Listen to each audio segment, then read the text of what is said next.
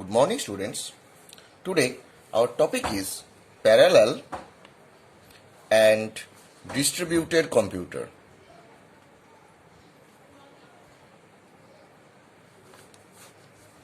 Parallel and distributed computer can be achieved by using multiprocessor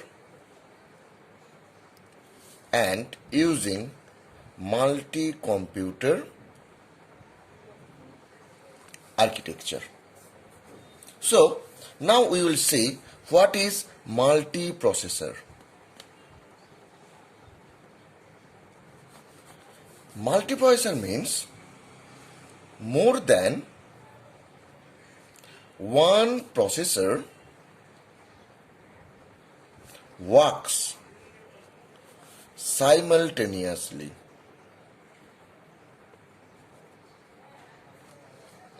Number 2, it uses share memory technique.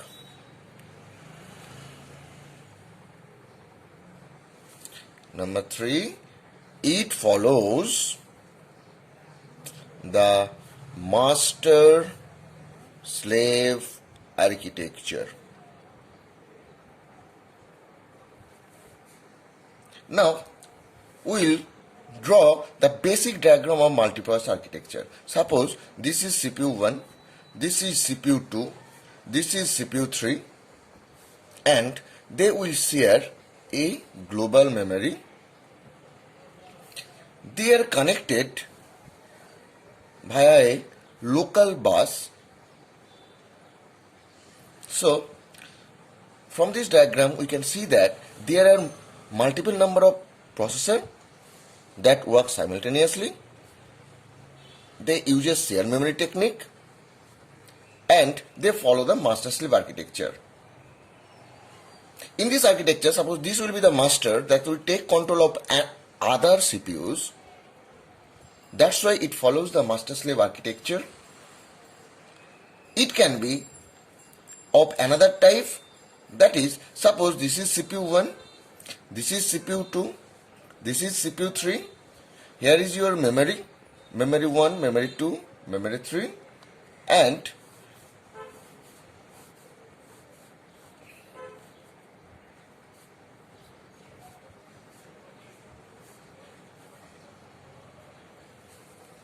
this CPU 1 is connects to memory 1, this CPU 1 connects to memory 2, this CPU 1 connects to memory 3, and this connectivity known as switch connectivity.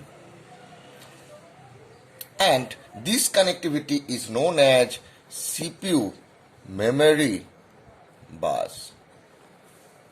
So, if we conclude that there are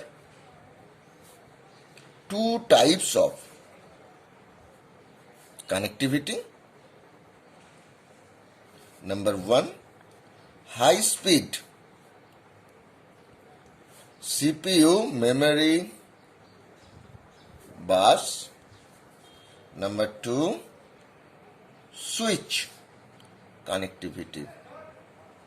So, from this discussion we can conclude that using multiprocessor architecture we can implement the parallel and distributed computer. Next, there is another one that is called your multi-computer. Multi-computer means, suppose this is CPU 1, this is CPU 2, this is CPU 3. Multi-computer means more than one computer works simultaneously. Number 2, each computer has its own local private memory. So this is CPU 1. So this is, suppose this will be a computer. So this is CPU 1, This is memory. This is input output. This is first computer. Next one is CPU2, memory input output. This is second computer, and this computer connected through a bus. So these are the connection. So this is first computer, this is second computer, this is third computer, and these computers are connected using MMU, that is called Memory Management Unit. MMU. So first computer, second computer, and third computer are connected through MMU to a intercluster bus. So this is multi-computer architecture. First we have discussed the multiprocessor architecture. Now this is the basic of multi-computer architecture and multiprocessor architecture. Now we will go in details to discuss about multiprocessor and multi-computer architecture. First one is multiprocessor. Multiprocessor architecture, or it can be stated as UMA. UMA means Uniform Memory Access Architecture, or Shared Memory Architecture. Shared memory architecture, or it can be stated as strongly coupled hardware. So, strongly coupled hardware, multiprocessor architecture, UMA, shared memory are the same term. Now, the first will be, there is only one system clock for the CPU and internal bus. We have seen, this is the diagram. CPU1, CPU2, CPU3 is connected with global memory, and there will be one system clock which should be followed by every CPU to transfer the data among themselves. That's why it is called, there is only one system called system clock for the CPU and the internal bus. Number 2, the event ordering for an UMA system is unambiguous. That means there will be no ambiguity in terms of event. Number 3, globally shared page-based memory module is used. Why it is written? Because CPU1, CPU2, CPU3 access a global memory. That's why it is written as globally shared page-based memory module used. Number 4, this is more vital point, that is, for the bus connectivity, cache coherence problem is occurred when the number of processor in a bus increases. We know that what is cache coherence? Cache coherence means consistency of the data in every cache should be maintained. Suppose in a multiprocessor system there were three CPU that were connected with each other. Now the number is increases to 5. If we increase the number of CPU in case of bus connectivity, then it will be very difficult to maintain the consistency of the data in every cache. That's why it is written here that the cache coherence problem will increase as the number of processor in a bus increases. And number 5, an UMS system can be characterized as number A, strongly coupled hardware, and number B, runs parallel algorithm independently. So it is a strongly coupled hardware. Why it is strongly coupled hardware? Because the CPU are connected through a local bus. That's why it is a strongly coupled hardware, and it runs the parallel algorithm independently. That means a task is divided, and these divided tasks are executed independently by the different processor. That's why it is written here, runs parallel algorithm independently. The next topic is non-uniform memory access. Non-uniform memory access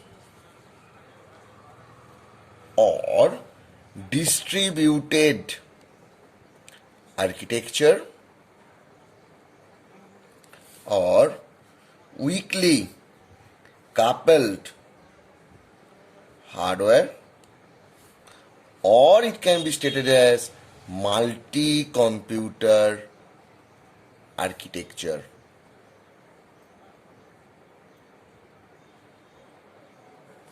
So there are four similar names: non-uniform memory access, distributed architecture, weakly coupled hardware, or multi-computer architecture. So now we'll go in details about multi-computer architecture. Point number 1, when set of computers are connected with each other, then the set of computers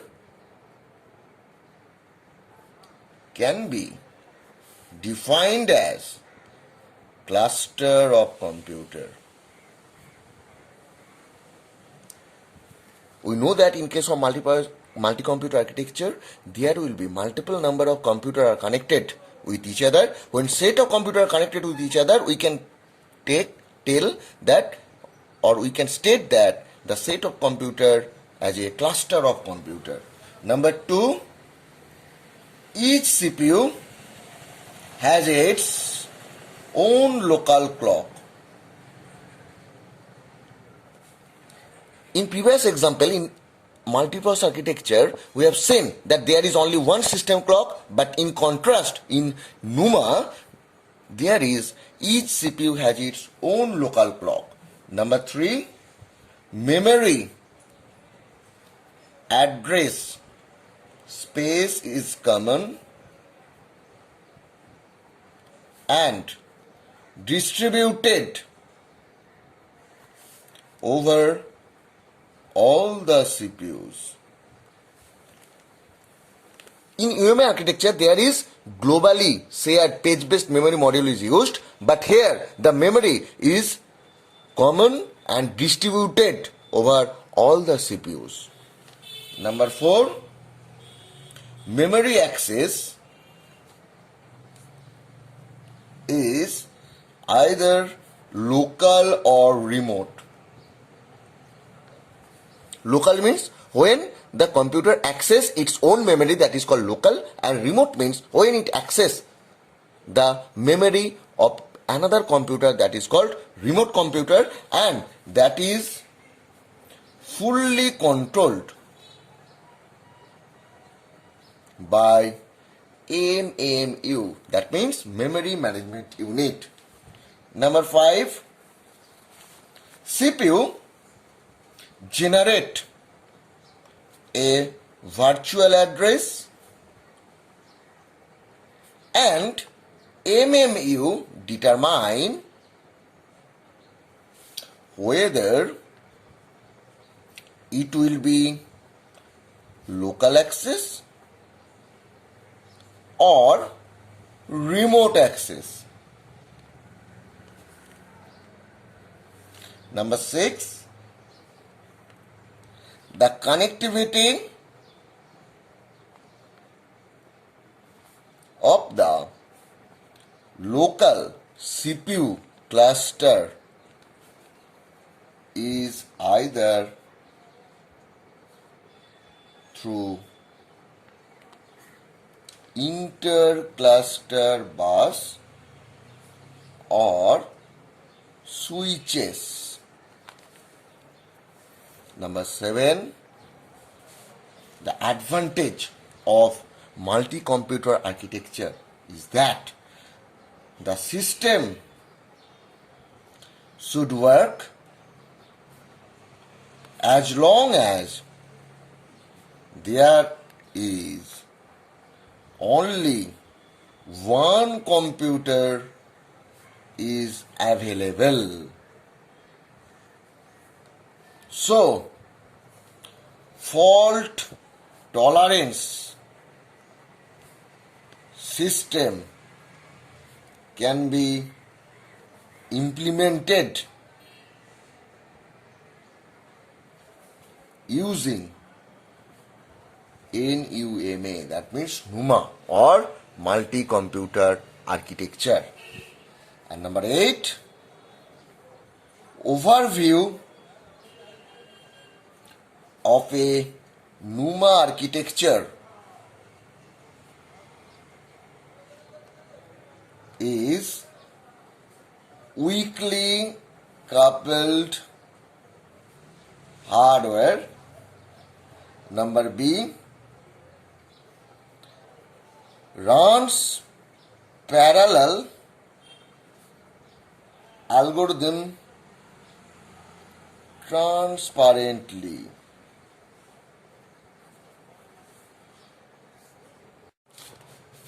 The next topic is inter-process communication. Inter-process communication means how the processor will communicate with each other.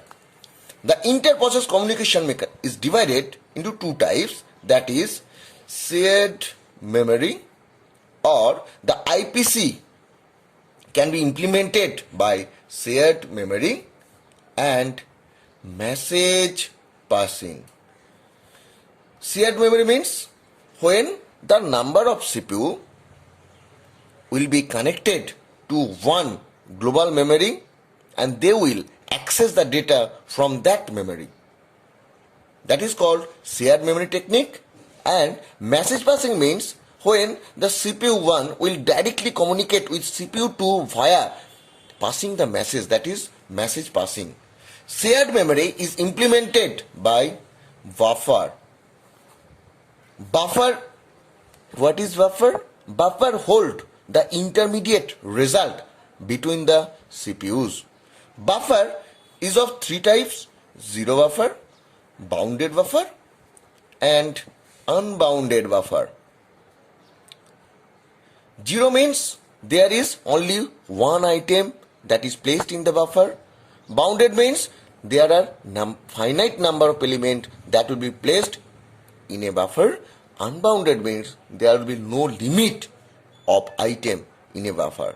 Message passing is of two types. One is direct, one is indirect. Direct means when CPU 1 will directly message to CPU 2, that is called direct. And indirect means when the communication take place in an indirect manner. That means CPU 1 will first send a message, suppose to a mailbox, and from the mailbox CPU 2 will receive the message. This communication is called indirect communication. So, This is the IPC mechanism. What is IPC? Inter-process communication, and how the CPU are connected with each other. Next, why it is required? Why it is required? Or what is its advantage? Number 1, computation speed up. That means if you follow this model, then the computation will be speed up, as there will be number of processor works under one roof. That's why the speed of the computation will be up. Number 2, information sharing. The information is shared using IPC mechanism. Number 3, modularity. Modularity means the system function is divided into some function and is allocated to each processor. So this is the 3 reasons why IPC is implemented in the system. Now we will see advantage of shared memory. Advantage of shared memory is that here it is your memory, and this is CPU 1, this is CPU 2, this is CPU 3. There are 3 CPU that will share the memory, and its advantage is that the memory address space will be very less, and they will access the data from a common platform. That's why they will get always the updated result. Next, disadvantage. In case of bus failure,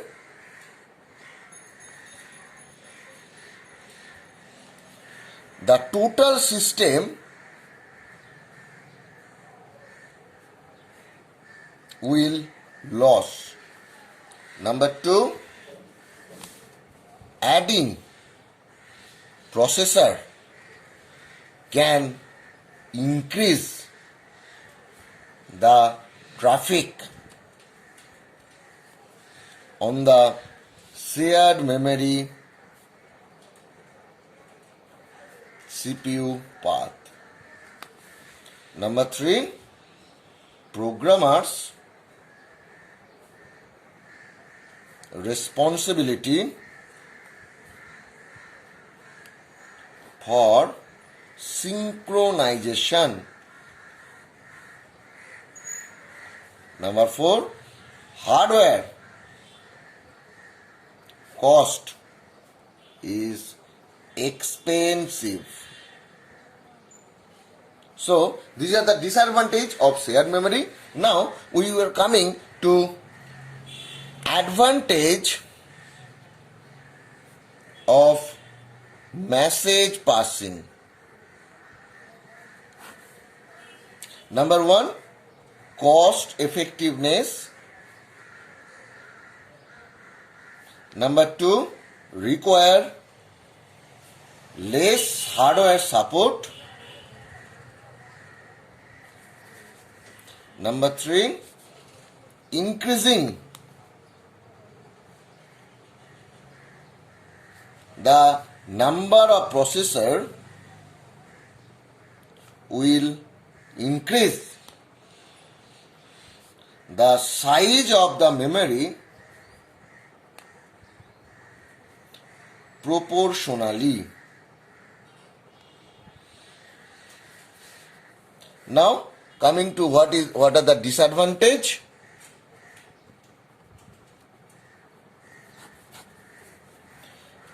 Number 1, programmer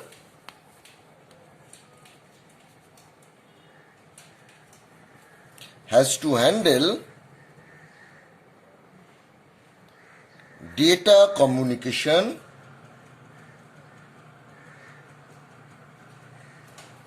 between processor. And number 2, difficult to map existing data structure.